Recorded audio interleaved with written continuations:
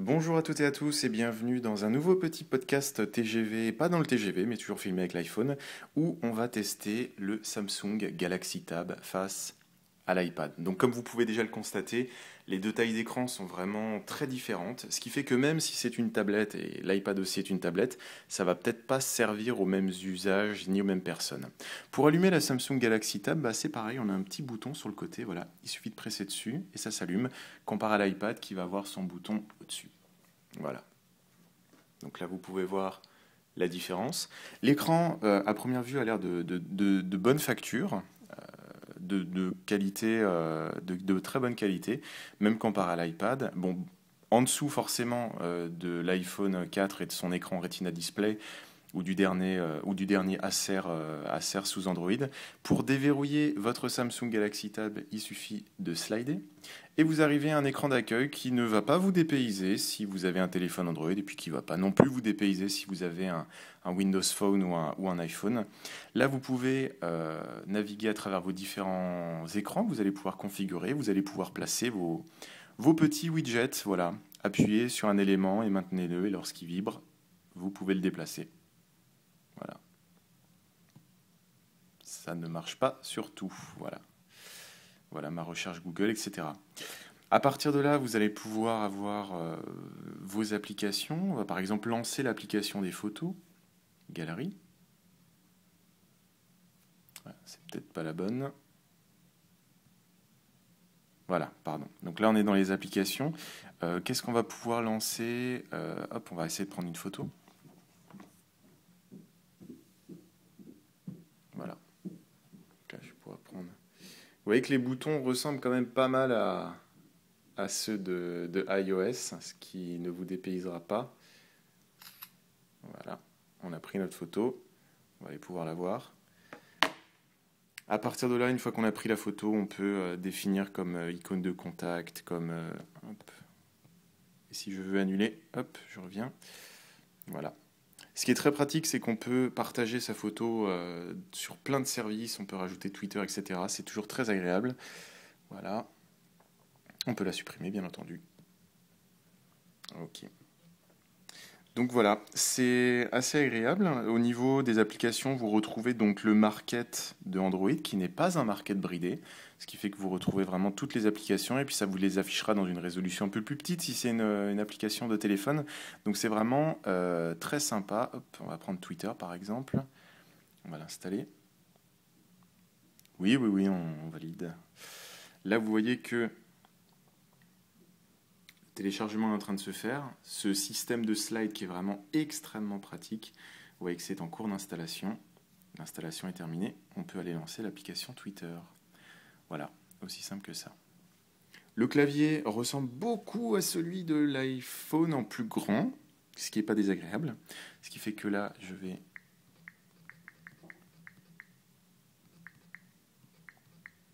Voilà, je rentre mon compte. Je rentre mon mot de passe et vous regardez ailleurs.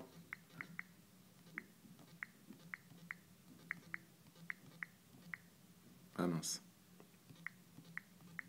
Peut-être que je me suis planté. Hop.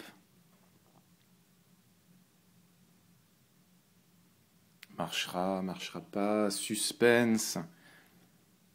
Ça fonctionne. Donc là, on retrouve la même application qu'on retrouve sur un téléphone Android où on va pouvoir voir les tweets et voilà.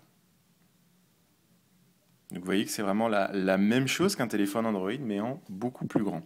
Ce qui est un peu dommage d'ailleurs, parce que c'est vrai que quand on télécharge l'application Twitter sur iPad, on a vraiment une interface adaptée à l'écran, avec différentes colonnes, avec les différents slides. Donc c'est vrai que sur certaines applications comme ça, c'est un petit peu dommage. On sent que on sent que malheureusement les développeurs n'ont pas eu le temps d'aller plus loin, on va dire. Voilà. Donc ça, c'était pour ça.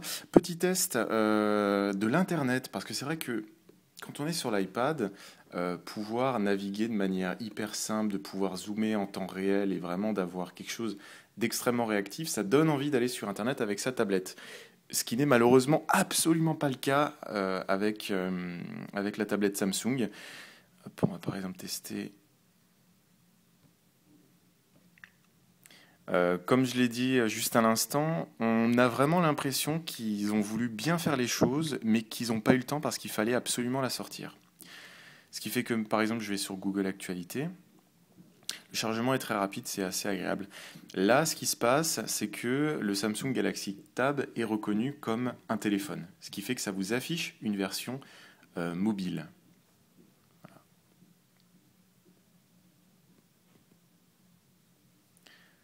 Comparé à l'iPad qui, lui, va vraiment être reconnu comme un ordinateur. Voilà. Donc déjà, c'est cette différence qui fait que, imaginons, voilà, candidature de Royal, on clique, on va aller pareil là-dessus.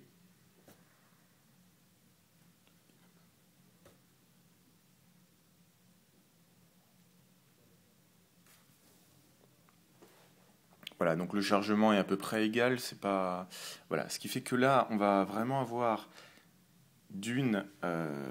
quelque chose de beaucoup plus petit forcément, un peu comme sur l'iPad aussi, mais ce qui est sur l'iPad, ce qu'on a l'habitude de faire, c'est de zoomer. Vous voyez, on zoome, on va, on navigue, c'est instantané.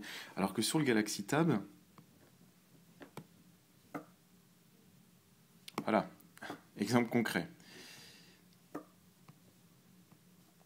Voilà, la navigation en fait est dégueulasse.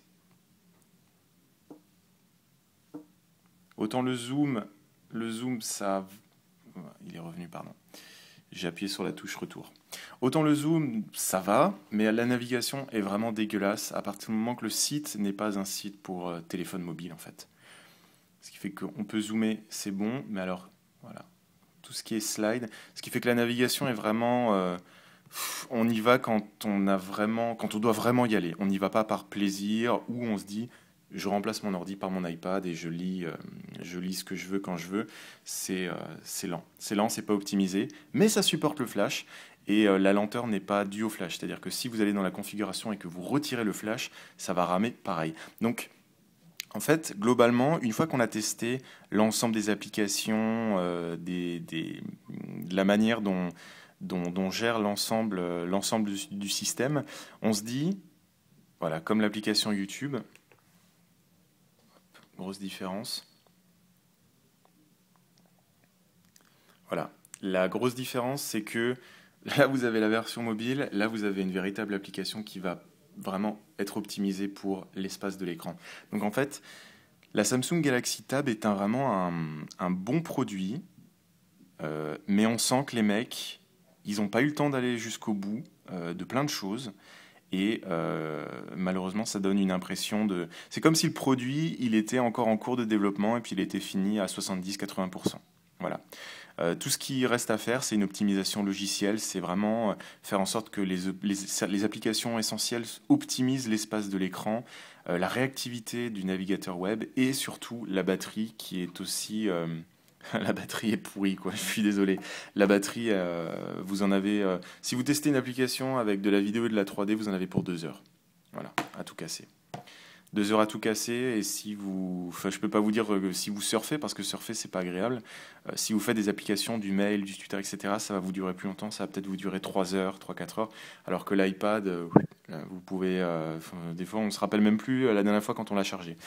Donc c'est un super bon produit. L'écran des fois manque un petit peu de réactivité, mais bon voilà, c'est pas plus désagréable. On a accès au market qui n'est pas bridé, ça c'est super agréable. On peut lancer toutes les applications Android, même si elles sont affichées comme sur l'iPad en petit. Euh, les jeux vidéo sont vraiment très sympas.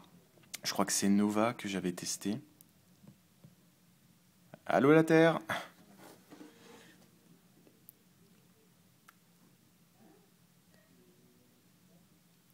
Voilà, Nova de Gameloft qui est un FPS. Ça par contre, ça donne envie, voilà. Ça donne vraiment envie du...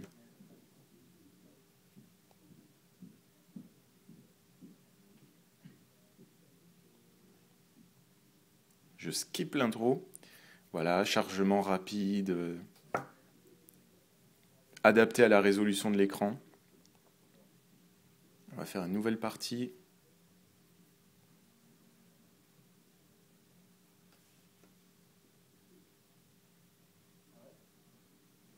Voilà, ça c'est vraiment le produit où on sent qu'ils ont eu le temps d'optimiser ça pour la tablette et vraiment ça donne envie, ça montre tout le potentiel de cette Samsung Galaxy Tab. Voilà, c'est super réactif, on a l'impression d'être... je vais passer tous les messages à la con qui nous expliquent comment ça marche. On s'en fout, on veut tuer des gens. Voilà, ce qui fait que là, vous avez deux joysticks. Bon, il faut, ouais, avec ça on tire, avec ça vous avancez, et avec le doigt vous pouvez vous diriger. Bon, c'est très difficile d'y jouer avec une main comme vous pouvez le voir, mais c'est super réactif, c'est en 3D, c'est super bien optimisé, c'est beau, il y a des effets de lumière. Donc là, effectivement, à partir du moment où les gens qui ont fait des trucs dessus ont eu le temps d'optimiser leur application, ça rocks. Ça rocks. Et tout le reste, l'internet mobile ou même la galerie photo, ça rame un petit peu, la navigation est dégueulasse. Donc on sent vraiment que malheureusement ils n'ont pas eu le temps, ou l'application YouTube, voilà, ils ont foutu celle de Android, ils n'ont pas adapté à l'écran. Donc on va dire que pour Noël, si vous avez un choix à faire, l'iPad est très limité, mais ce qu'il sait faire, il sait le faire super bien. Voilà. Et le Samsung Galaxy Tab, il fait tout. Il fait téléphone, il fait jeu, il n'y a pas de limitation, il n'est pas bridé comme iOS. Mais par contre, les mecs, ils n'ont pas eu le temps de peaufiner et de réellement terminer certaines fonctionnalités. Voilà, donc si ça peut vous permettre de faire un choix entre ces deux excellents produits qui vont certainement se retrouver sous plein de sapins à Noël, voilà ce que j'ai à dire. C'est pas du tout limité, ça fait plein de choses, mais malheureusement, ils n'ont pas eu le temps de peaufiner. Ne serait-ce que le hardware ou les applications, même si les applications ça va venir. Et l'iPad, hardware nickel, batterie superbe, application optimisée, mais c'est limité, voilà. C'est limité, on n'installe pas ce qu'on veut, et il y a plein de petits soucis avec Apple et la presse en ce moment, et la censure. Donc voilà, si vous avez à faire un choix entre les deux, voilà mon conseil achat. Dans tous les cas, vous ne serez pas déçus car l'iPad comme le Samsung Galaxy Tab est vraiment un produit très sympa. J'espère que ce petit podcast de 12 minutes vous aura plu, vous aura fait découvrir plein de choses. C'est dommage qu'on ne puisse pas le faire durer plus longtemps, mais j'ai fini ma pause déjeuner. Voilà, je retourne bosser. Ciao, à très vite.